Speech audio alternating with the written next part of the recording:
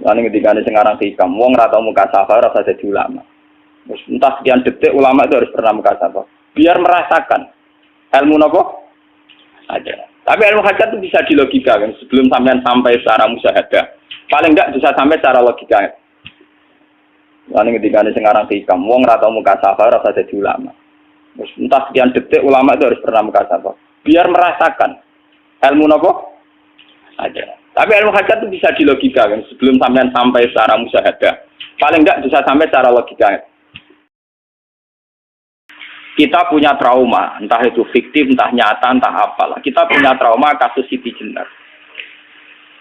Orang yang mendalami la ilaha illallah secara intensif, ya, entah itu disebut kalimat sodo, bosuluk, boseloko, mbah kono pokoknya. Orang yang memahami la ilaha illallah secara intensif, itu pasti menuju ilmu hakikat. Dan menuju ilmu hakikat pasti ngalami hakikat yang khoyali. Ini ruang tenan ini. Hakikat yang nopo? Khoyali. Dan hakikat yang khoyali ini mulai menipu. Ya, kalau sudah begitu ruwet. Misalnya ngeten ya. Ketika kula maca nggih diskusi ini utai perdebatannya kali jago mbek Jenar. Saat itu ada Sunan Bonang juga. Kamu sujud pakai apa kali jaga? Ya pakai jasad. Dari Siti Jenar. Daging kamu itu hanya onggokan daging. Nanti itu jadi bangkai. Dan setelah jadi bangkai itu habis. Kamu nanti ditulis Tuhan tidak termasuk yang sujud. Kebuat yang mbok sujud itu bentek. Mikir kan juga. Rugi ke sujud be bathuk be tangan. Jasad tem sampean iku entek. Ora ana sing crita kowe nak sujud mergo jasad itu mbok sampean dadi bang. Lah nek ngono sujud sing hakikat ora usah bathuk, ora usah tangan, ora usah sikil, yo rohom iku lho kon sujud mbek pangeran. Nak sujud mbek fisik ku rugi wong fisik sampean. Mikir kali itu. Orang bolak-balik kali Joko mantan wali preman terus jadi debat pusing. Siti Jenar tahu belajar tak tahu menang Irak. Yang jelas yang mulang gak satem orang menangis. Wah, uang ini menjadi perdebatan. Sehingga keyakinannya kayak Siti Jenar, la ilaha illallah itu ya wahdatul wujud itu innalillahi wa inna ilaihi. Selama ini kalau orang syariat misalnya, orang syariat itu kalau ada orang mati, misalnya Kak Ruhin mati, ini aku kan muni innalillahi wa inna ilaihi raji'un, saiki Ruhin wis mate. Mate itu balik ning penge. Itu cara wong hakikat kan salah besar. Orang mati itu tidak ada, cara ilmu hakikat orang mati itu tidak ada. Roh ini tersiksa di alam fisik. Jadi ruh ini tersiksa di alam fisik. Karena ketemu ning jasate ruh. Tersiksa dulu. Aku apa mangane kudu kerja piring Jepang tersiksa roti. Asal roti memang tersiksa. Misalnya kiai pemangane dadak kudu pidato 2 jam bareng tersiksa. Roti kenapa? Tersiksa. Mergo ora buta mangan, ora buta ngombe, tapi gara-gara melok fisik. Paham ya? Lho itu nanti ilmu ketawarai ya bener. Lah kula boten. Zaman betul lho guru waras maksudnya nggih. Artinya waras secara akademik karena ada referensi, ada marojek, ya. Waras secara hakikat. Kulo nu mau merasake sampean wis ilmu hakikat. Artinya saya juga ngalami ilmu hakikat. Lan ketika sing aran hikam, wong ora tau mukasafah rasa jadi ulama. Entah sekian detik ulama itu harus pernah mukasafah. Biar merasakan ilmu nopo ada. Tapi ilmu hajat itu bisa dilogikakan sebelum sampai secara musyahadah. Paling enggak bisa sampai secara logika. Manusia itu mulai Nabi Adam sampai sekarang itu kan punya roh. Dan roh itu tidak makhluk. Ya, roh itu tidak makhluk. Ketika roh itu diletakkan di jasad, dia itu tersiksa. Karena ketika dia ke jasad fisik, namanya mengalami keterpisahan dengan yang abadi. Dia ini yang jasad fisik, tersiksa. Karena dia harus di alam yang kasat mata, alam multi. Tersiksa. Ketika dia tersiksa, semelok ruhin, akhirnya dia mangannya kangelan, akhirnya lesu, mangan. Padahal roh gak butuh mangan, perlu dicatat, roh gak butuh. Ini butuh gunung kidul barang, roh butuh rapi. Paham kan? Ini butuh cinta, butuh pegatan, butuh macam-macam. Paham? Tapi karena dia nemplek jasad, yang butuh mangan, butuh rabi, butuh wedoan, macam-macam. Akhirnya roh tersiksa. Suatu saat kalau roh ini dalam bahasa manusia mati, ini dalam bahasa manusia mati. Ini hakikatnya roh itu tidak mati, dia kembali ke habitatnya. Itu disebut innalillah. Kita ini dari awal ya dengan Allah. Wa inna ilaihi juga kemudian nanti kita pasti kembali ke Allah. Dan itu diyakini betul oleh orang wahdatul wujud. Jadi kalau roh mati itu ya tidak ada mati. Terus sekarang itu kembali karena sudah lama mengalami keterpisahan mergo melok fisik-fisik dan ono kerja dasinan, ono nggo proposal ruwet roh ku melok. Paham itu? Kita di roh ku napa melok ruwet. Lah roh ya tersiksa aku ora butuh mangan, ora butuh proposal bocah ngalor. Itu tersiksa. Makanya dalam cerita-cerita Jalaluddin Rumi yang otentik di kitab-kitab begitu. Ketika beliau mau meninggal, muridnya itu nangis. Dari Jalaluddin Rumi, kamu jangan nangisi saya ini mau pesta perkawinan. Kamu tidak merasakan penyesalan saya. Saya ini lama menyesal karena harus hidup bersama kamu. Terus saya ini tersiksa karena ngalami alam yang rusak, yang fana. Alam yang fana. Harusnya roh saya itu di alam abadi, bukan di sini. Maka jangan tangisi kematian saya. Kematian saya adalah kembalinya roh ke habitatnya. Semenjak itu kematian dianggap malam perkawinan. Karena roh kembali. Walhasil nguniku cara ilmu tasawuf bahasa Arab jenenge wahdatul wujud, kena Jawa Yogyakarta Solo ke Adanu jenenge manunggaling kawula. Mergo sing rawan ngono rugen to, Pak. Nek tak terangno detail. Dadi bathuk mesti iki buku sujud kan niku sampeyan ilang. Dadi seksine rawan ngawur cara teorine sinten Siti? Rugi kowe. Dadi ya gendo. Lah kali coba mantan preman jak debat terus ora ngono mbok terus tak pateni kowe. Lah debat iki ora iso. Premane kumat. Ya ta preman jak debat ilmi. Ngono ku model. Kali Joko yo ora salah dhisik Dina Umar nggih ngoten. Soal Umar sahabat top. Lah jak debat atau milih tak patenane ya Rasulullah. Gak iso dene ilmiah. Mantar preman pasar rukat terus jadi sahabat top debat yang milih mate. Jadi wonten cerita wong Yahudi jaluk keputusan Nabi bareng wis diputusno Nabi cek mamang ndak tenang keputusane ngono dalam sengketa duniawi. Bariku takok ya Ali aku mau sowan ning Nabi Muhammad dikai keputusan Nabi mamang cara kowe pilih ambek Ali dikai keputusan persis kanjeng Nabi cek mamang meneh takok Umar. Apa marah aku mau singgone Muhammad, singgone Ali, kayak keputusan kok mamang mar. Cara kowe piye? Urusan duit. Entah ini, entah dia meleput buat apa? Uang diputus Nabi ora mar. Buat mati. Awe. Mereka mantan apa? Cara mantan intelektual kan ya wajar nggak uji kok percaya Nabi. Kan bareng cara Ali ya gak percaya wis kandhani. Ora percaya ali tenan. Lah ora bapatene. Ya wajar wong Yahudi kok percaya Nabi, nek percaya ora situ Yahudi Muslim. Ali situ Gus Dur. Ali Gus Dur beda piye tenang. Ali nyen ngoten watake ngoten. Nasibe padha. Ali itu ilmuwan yang jadi presiden gak sukses. Sing niru Gus Dur. Mergo ning dinggo nek wong pinter mimpin ra sukses. Wong pinter gampang maklumi. Lah misalnya kita jadi kiai wong pinter, saya santri ini pacaran, maksud jangan ada cerita besok. Wah ruwet, terus malah dalil dinalina subuh syahwat minan. Iya bodoh tanpa pelaturan tadi. Paham ya, ruwet dah. Mulane aja geman, iki kiai pinter teman-teman aja geman. Sing biasa wae ana syariate sithik-sithik. Sing kamane ana santri pacaran tersinggung, ana santri nakal tersinggung, sing ana rasane lha donya ana napa? Jadi nak meguru kula nu urusan ilmu semi hakikat. Mon gitu. Sehingga kayak Siti Jenar, cara pandang Siti Jenar tuh masuk betul ning gone pemikiran para santrinya. Kados Ki Ageng Pengging siapa masuk betul karena masuk akal. Cara mereka napa? Betapa ndak ada artinya fisik ini. Nah, kalau semua fisik ini ndak ada artinya, kemudian yang ada artinya itu roh, perjalanan apa? Perjalanan roh sehingga diartikan inna lillah wa inna ilaihi raji'un. Inna sholati wa nusuki wa mahyaya wa mamati lillah. Lah kemudian sekarang sampean tak tanya misalnya ini latihan ilmu hakikat. Wa mahyaya lan penguripan ingsun. Kalau ingsun itu artinya fisik atau jasad, itu keliru besar karena jasad tidak pernah hidup. Yang hidup itu roh. Paham ya? Sekarang artinya wama mati itu apa? Kematian ingsun. Kalau roh itu tidak pernah mati, berarti kematian roh adalah keterpisahan dengan yang agung atau yang abadi. Dan semuanya itu lillahi robbil alamin. Sehingga mereka mengatakan kematian itu satu pesta. Mengenai kasus Bilal ditakoi, ya Bilal, ketika murid-muridnya nangis bergape mati, Bilal dia seneng aja.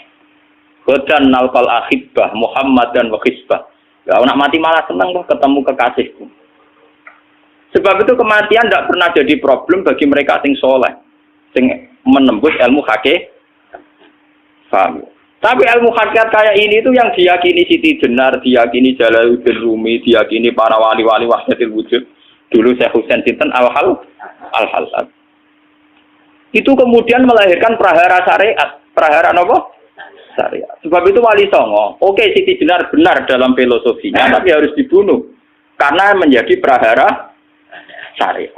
Sama dengan yang dikatakan Nabi itu benar, tapi menjadi prahara syariat. Akhirnya disomasi oleh Umar radhiyallahu anhu. Jadi sebetulnya sama, pola-pola ceritanya sama.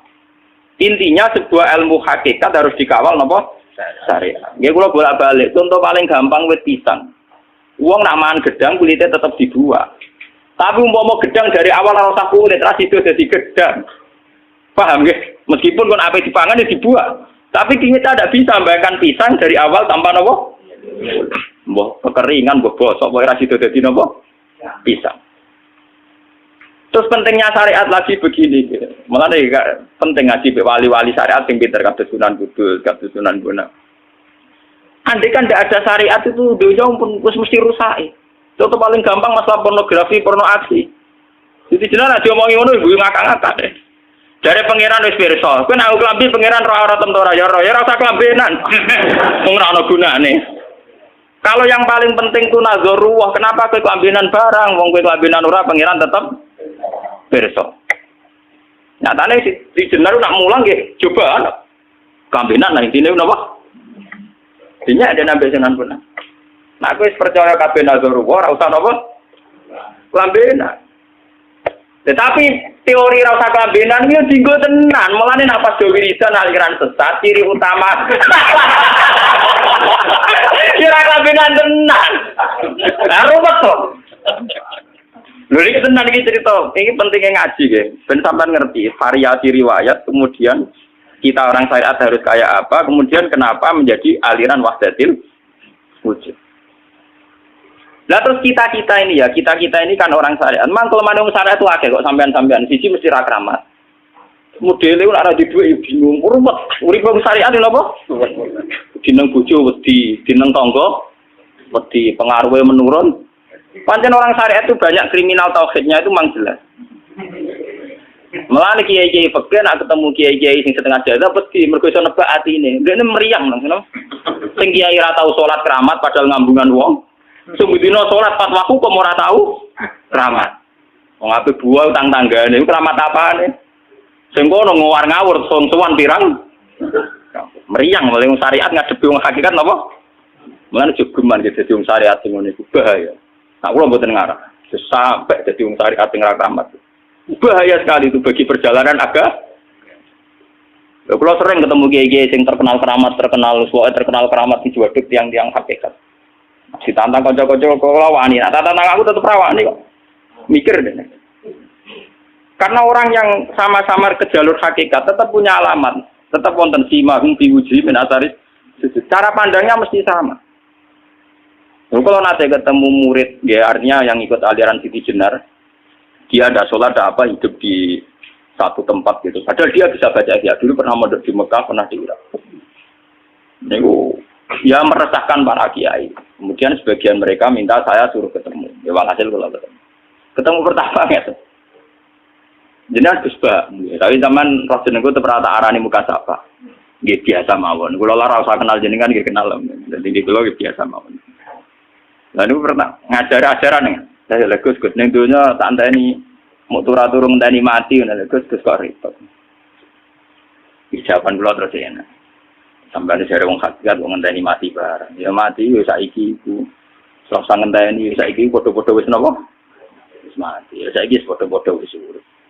Wis padha kabeh. Nah cara ilmu hakikat kan terus sama semua. Napa? Sama semua. Tadi makanya itu tadi. Kalau baleni malih, logika hakikat itu begitu ya. Roh itu ditiupkan oleh Tuhan ke kita. Kemudian roh karena ikut alam fisik, alam jasad, roh ngalami yang kita alami. Nggih. Ketika roh ngalami yang kita alami, dia tersiksa. Nah, ketika roh sudah terpisah dari jasad yang mengekang, yang memenjara ini, dia senang terus kembali ke Tuhan. Ini disebut inna lillahi wa inna ilaihi. Lah jasad ini kemudian menurut ilmu hakikat nggak ada gunanya sama sekali total. Hilang di telan tanah. Lah kalau begitu jasad ini nak mbok agul-agulan. Gusti bathuk kula tak nggo sujud tangan kula ndi buktine tanganem wis ra ono. Bathuk wis ora. Mulai dari Siti Jenar, hanya wali bodoh kayak kalian yang punya ajaran bodoh begitu. Malah rasupan terus. Mulane Sunan Kalijaga semangat kon mateni mergo tambah omongane glodro nduk ndi. Tapi yang nggak disadari Siti Jenar yaitu tadi. Inti dari ilmu hakikat itu kan tunduk sama kersane Tuhan. Kalau sudah tunduk pada kersane Tuhan, kalau kersane Tuhan roh kita harus di jasad. Dan wujud jasad kita ini juga karena kehendak Tuhan. Kenapa yang wujudnya jasad yang karena kehendak Tuhan engkau ingkari? Sementara wujudnya roh tidak kamu ingkari. Toh wujudnya jasad ya bi iradatillah wa bi masyiatillah. Wujudnya roh ya bi wujudit bi masyiatillah wa iradah. Harusnya fungsi jasad juga harus kamu akui toh Siti Jenar. Wong sekarang kita punya jasad ya bukan karena kita, karena kehendak Allah. Kenapa kamu ingkari? Berarti kamu ingkari kehendak meneng Siti Jenar.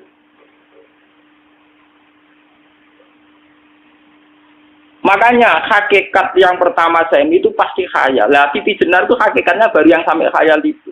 Jika dia tersesat. Sebetulnya kalau sudah hakikat beneran itu tidak perlu khayal begitu. Artinya nggak perlu khayal jasad kita yang senajan ora ana gunane ini. Tetap ya wae wujudnya karena kehendak Allah. Juga kita harus terima. Apapun kekurangannya, apapun kenaifannya, ironisnya harus kita terima. Ini sebagai bentuk penerimaan kita pada masyiatil. Begitu juga keadaan roh kita sebagai penerimaan atas masyiatil. Meskipun ada teori-teori roh yang lebih valid. Lebih valid misalnya begini. Kanjeng Nabi itu suatu saat ininya terputus karena perang Uhud. Itu Kanjeng Nabi dia dolanan dirijine ini. Napa cara napa jari jemari ini Nabi putus. Dia dolanan. Jadi Nabi sendiri kadang sering ngajarkan ilmu hakikat. Hal lagi illa usbun udniyat wa fi sabilillahi ma laqitu. Kowe ora trimo fisik, bentuk fisik jari jemari sing ditetir berdarah. Tapi nak kue fisabilillah ayo wis balik ning habitatem. Jika kenapa para sahabat itu ketika dicincang, ketika putus tangannya, putus kakinya, sahabat yang usul ke ilmu hakikat itu malah senang. Karena jasad kita ini kan ila sabilillah menuju jalan Tuhan. Sekali dia sudah terluka fisabilillah itu sudah menemukan formatnya. Cara teori Cina bisa menemukan formasinya. Paham gitu? Orang kok malah ngeluh itu berarti goblok nak ngeluh, paham no? Paham kenapa? Jadi, makanya Nabi ngertikan, ya itu sudah ketemu formatnya. Ketika rohnya para syuhada nanti kembali ke Tuhan, ya ketemu formatnya lagi. Itu disebut wala taqulu lima yuqtalu fi sabilillahi amma. Dia tidak mati sesuai formasi awal, yaitu roh kembali ke Tuhan dan jasad ikut mengawal. Nah itu Nabi kadang ya pakai ilmu hakikat begitu. Mulane kula bolak-balik matur, kula nunggis mulai umur 20 tahun nopo pinten. Kula ngasih nggih gadah penyakit dan ekstrim penyakit saya. Sampai saat ini kula nak ngobatno ndak lebih 50% nggih karena saya tetap berpikir. Misalnya cara syariat kan berobat, tapi cara hakikat apa betul keberadaan saya di alam ini penting. Sehingga aku kepengen urip tak bela-belani ngantek ndak atusan juta. Jangan-jangan penting mati ikuti bang uripku. Lah nak ngono lha apa tak bela-belani? Ndak atusan juta. Jadi misalnya kita berobat ya mau, ya dari Nabi kan berobat ya berobat. Pokoknya kita Islam masih mau geruda-gerudu, kadang orang paham. Sekali kamu mengamati dengan sisi hakikat, coba sekarang sampean pikir, coba sekarang nggak pakai logika hakikat, pakai logika syariat saja. Saya ini misalnya asetnya 10 juta, misalnya, ya, saya punya aset 10 juta. Tapi misalnya aku rugi nawan atau dipengaruhi di masa depan sama nih, kalau pulau kan soalnya cara teori di masa. Misalnya pulau rugi, artinya kere di duit 10 juta aset. Tujuan saya sembuh kan supaya aku iso sembuh sehat, engkau iso kerja untuk anak. Tapi karena saya sakit nanti operasi tidak 10 juta. Operasi tidak 10 juta. Wong aku repera mesti iso marisi anak. Apa meneh nek 10 juta tak ada gue berobat malah jelas ra iso marisi. Lah nak ngono penting matiku ya dibanding 10 juta. Karwan iso diwaris langsung. Sementara anak aku mari dibiayai 10 juta, orang mesti mari 10 juta mesti entek. Artinya tidak ada jaminan kalau berobat itu secara visi ke depan lebih baik. Soalnya malah ngentekno donya, nggak jelas akibat positifnya. Misalnya tetap lumpuh, duit entek. Teori loh, Bapak artinya apa? Teori hakikat tetap lebih benar bahwa hidup itu tidak ada artinya, semua itu tidak ada artinya. Berobat apa enggak berobat semuanya tidak ada arti. Teori loh gini. Sehingga kalau kita tengah-tengah aja tengah-tengah, kasus kula misalnya loro nggih berobat. Gusti separuh kula nglakoni syariat, tapi sebagai kula ulama fikih nggih separuh kula lakoni apa? Jadi kula tetep mboten ngarah obat 100%. Tapi orang ngarah berobat wong kula tiyang napa? Syariat. Tapi memang faktanya itu begitu. Cara Kanjeng Nabi kadang Kanjeng Nabi berobat. Kadang Kanjeng Nabi wis nikine tercincang digeguyon. Wahal lagi illa usbuun utwiyat ora apa diriji sing gak melok-melok. Nah, bukti bahwa jasad ini begitu tidak penting. Kayak Sayyid Hamzah. Menurut Sayyid Hamzah nganggep wahyu bentone ra karuan. Kalau teori Siti Jenar itu benar, teori Jalaluddin Rumi benar teorinya lho, ora kok ra salate lho nggih, maksudnya kok nang ra salate. Benar cara analisis roh. Ketika Sayyid Hamzah dinyatakan mati oleh manusia, oleh hukum manusia dinyatakan mati karena dia sudah tidak bergerak. Dalam teori hakikat kan rohnya Sayyid Hamzah sudah fi khawasili tuyurin khudrin. Rohnya sudah diambil Tuhan, tidak mati. Paham ya? Ketika rohnya Sayyid Hamzah sudah diambil, jasad ini sudah tidak punya rasa. Sekarang secara syariat kasat mata kita tahu, wong jasad nak diinfus, di sayat-sayat dioperasi ora kroso. Apa meneh saiki ruhe wis bisa. Lah ya jasad itu cek gampange, dioperasi dibius saja terus tidak kerasa. Apalagi rohnya sudah diambil. Nah saiki bayangkan, ketika Sayyid Hamzah itu sudah di atas, niku kira-kira delok wahsi ra wong bentuk. Lho wong kok baca igabus. Ketika jasad benar-benar tidak penting, kemudian jasadnya Sayyid Hamzah kan dicincang oleh wahsi. Ketika rohnya sudah diambil kan Hamzah tidak merasakan. Berarti Sayyid Hamzah guyu-guyu wahsi. Wahsi cek bentuk nih gabus dicincang. Paham ya? Lho niki tenan. Artinya ketika pandangan manusia iba kepada Sayyid Hamzah karena dicincang, dimutilasi oleh wahsi. Wahsi tidak mengalami Pak Sinten, Sayyid Hamzah tidak mengalami apa-apa karena rohnya sudah bersama Tuhan. Dan iso wae Sayyid Hamzah malah guyu-guyu wahsi. Cek gobloke. Gabus kok dicincang. Lah nak ngono rak mirip, makanya nggih. Dalam hal ini itu dalam teori roh itu sebetulnya Siti Jenar tidak sesat dalam teori roh. Tapi jangan katakan itu penemuannya Siti Jenar. Siti Jenar itu terlambat. Sebelum itu ada Husain Al-Khallas. Sebelum itu ada Jalaluddin Rumi. Sebelum itu juga ada sahabat, ada nabi. Cuma cara aplikasinya Siti Jenar melenceng. Jadi jangan katakan kok tak kampus-kampus. Itu pendapat Siti Jenar itu malah goblok meneng. Siti Jenar itu sanut, paham? Maksud apa? Wes sanut. Nah, teori yang sama terjadi pada Yesus Kristus. Ketika Yesus misalnya secara lahir dicincang, dimutilasi, diapakan oleh orang Yahudi. Sebetulnya rohnya dia sudah bersama Tuhan, kembali ke Tuhan Bapa, nah cara Kristen. Nah cara Islam ya balik ning pangeran. Andaikan itu iya, itu ya ada masalah karena hakikatnya dia tidak dicincang, tidak dibunuh. Andaikan iya lah, tentu menurut Islam yang dibunuh Yudas atau siapa itu yang masuk bialah. Tapi sama sebetulnya teorinya sama. Kalaupun iya ada masalah. Oke, kalau misalnya Nabi Isa karena ada kontroversi menyangkut dia atau Yudas. Sekarang yang Zakaria dan ya Zakaria itu dicincang betul oleh orang Yahudi, matinya dimutilasi. Tapi dia tidak apa-apa. Karena ketika beliau dicincang, rohnya sudah diambil. Ini rumah tenan kan, bener untuk kendel mati paham kan ya. Jadi maksudnya ini kalau ajari, nah mati itu tidak problem. Ini kalau urip mati loh. Nah ini bersamaan paham ya. Kaitan la ilaha illallah ini nanti semuanya sama kaitan sama apa? La ilaha illallah. Ini nanti ujungnya sama dengan la ilaha illallah. Begitu juga seterusnya. Misalnya Yahya kalian sinten? Zakaria. Ketika Tuhan ditanya, jadi tenggene alam malakut pangeran ditakok, ya Allah, Yahya dan Zakaria itu kan hamba pilihan engkau. Ketika dicincang kok jenengan biarkan. Endi Yahya Zakaria dicincang? Aku iku ora goblok dari pangeran. Sedurunge dekne dicincang jasate ruhe tak jupuk. Dadi dekne ora krasa blas. Begitu juga yang tafsir-tafsir sampean lihat wa Maryama. Sayyidah Maryam yang istrinya Fir'aun. Itu kan dia iman sama Nabi Musa Asiyah, ya Asiyah imro'ati napa? Fir'aun. Asiyah imro'ati Fir'aun, ya. Itu kan dihukum oleh Fir'aun. Ketika mau ditumpahi napa? Batu besar. Iku Allah ketika di pangeran, ya malaikal mauti, cepat ambil rohnya sebelum dihunjami batu besar. Terus rohnya diambil. Sebab itu dalam hukum Tuhan, Tuhan itu tidak merasa bahwa Tuhan membiarkan Asiyah, membiarkan Hamzah, membiarkan Yahya, membiarkan Zakaria. Dalam hukum Tuhan, semua orang ini roh-roh terhormat. Akhirnya nak anggo teori iki sing nyincang malah goblok, wong gabus goblok cincang ngono. Nah anggo teori iki malah berbalik, sing goblok sing nyincang. Paham?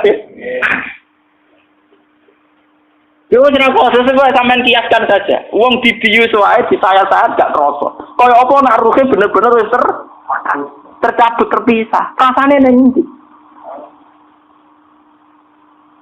Iku sing disebut wala taqulu limayuk talu fi sabilillah napa? Lah kemudian roh ini kemana? Nah, roh itu sudah menyatu dengan kalimat tauhid. Mesti roh itu bersaksi la ilaha illallah. Itu sing disebut neng alam roh ketika Allah tanya alastu birabbikum mesti qalu bala. Mesti mereka jawabnya apa? Bala. Karena alam roh tentu lebih mudah bersaksi akan keberhadiran dan keeksistensi Tuhan Allah Subhanahu wa taala. Paham ya ini sama penting. Nah, ketika kalimat tauhid sudah menyatu kayak begini, itu mesti kalimat tauhid sing mesti langsung untuk swarga. Itu dimaksud Nabi mustaiqinan biha qalbu mukhlishon biha qalbu. Ati itu qalbu kan nggak bisa kamu artikan jantung atau liver kayak teori modern sekarang. Misalnya qalbun itu apa? Jadi kiai qalbun itu jantung. Nah ngono beda mek liver. Lah nek liver apa kabidun niku akal-akalan aja padha ora paham. Bahasa kolbun, fikrun, aklun itu sesuatu yang misteri. Roh ini kemudian dengan kalimat tauhid sudah menyatu disebut mukhlishon biha kolbu. Ada tingkat kemurnian hubungan roh dengan kalimat tauhid. Lah kalau begitu pasti dakhalal jannah. Karena tidak mungkin kalimat tauhid kok di neraka. Lah ini ngomong masalah-masalah hakikat. Wong sing gak tahu petualangan hakikat, momennya sing sering bingung bakas duit, bayar kredit, utang jatuh tempo. Ora usah melok mikir, utak kamu sentak gue mikir duit.